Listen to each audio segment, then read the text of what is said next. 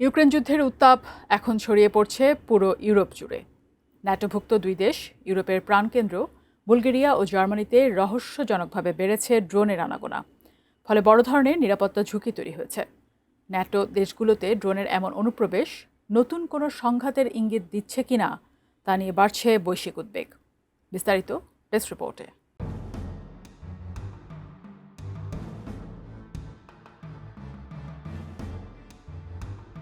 কিছুদিনের ভেতরেই ন্যাটোভুক্ত কোনো সদস্য দেশে রাশিয়া হামলা চালাতে পারে। মার্কিন গোয়েন্দাদের এমন আশঙ্কার মধ্যেই ইউরোপের আকাশসীমায় একের পর এক অজ্ঞাত ড্রোন শনাক্ত হওয়ার ঘটনা ঘটেছে। এর মধ্যে বুলগেরিয়ায় রোমানিয়া সীমান্তের কাছে একটি ড্রোন বিস্ফোরিত হয়েছে। একই সময় দুটি ড্রোন শনাক্ত হয়েছে জার্মানির একটি সামরিক ঘাঁটির কাছেও। রয়টার্সের এক প্রতিবেদনে বলা হয়েছে, বুলগেরিয়ায় একটি বড় আকারের ড্রোন বিস্ফোরিত হয়েছে।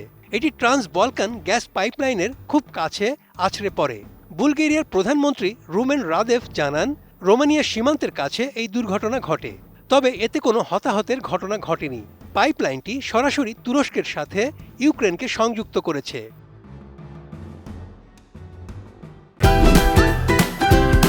Optical brighter photo catalyst active granule সমৃদ্ধ বসুন্ধরা পাওয়ার ওয়াশ, ঝলমলে কাপড়ে ফুরফুরে মন।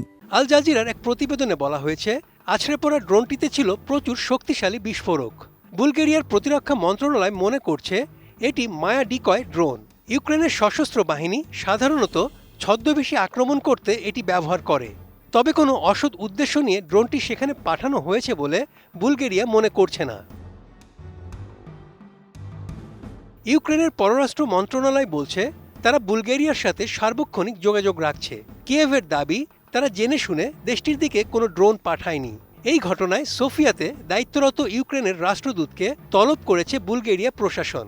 সীমান্তে এখন ড্রোন ঠেকাতে অতিরিক্ত সৈন্য মোতায়েনেরও কাজ শুরু হয়েছে।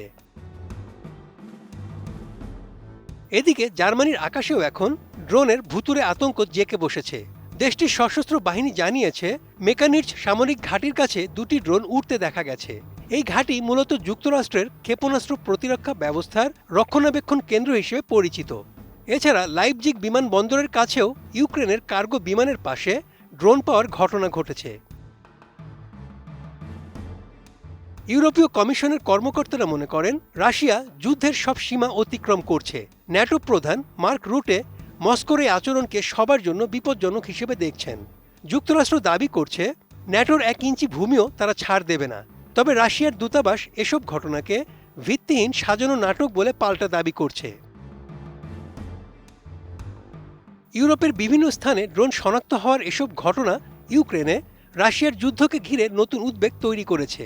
বিশেষ করে ন্যাটোর সদস্য দেশগুলো সরাসরি নতুন ধরনের নিরাপত্তা হুমকির মুখে পড়ছে কিনা তা নিয়ে আলোচনা জোরালো হয়েছে। Desk report, ATN news.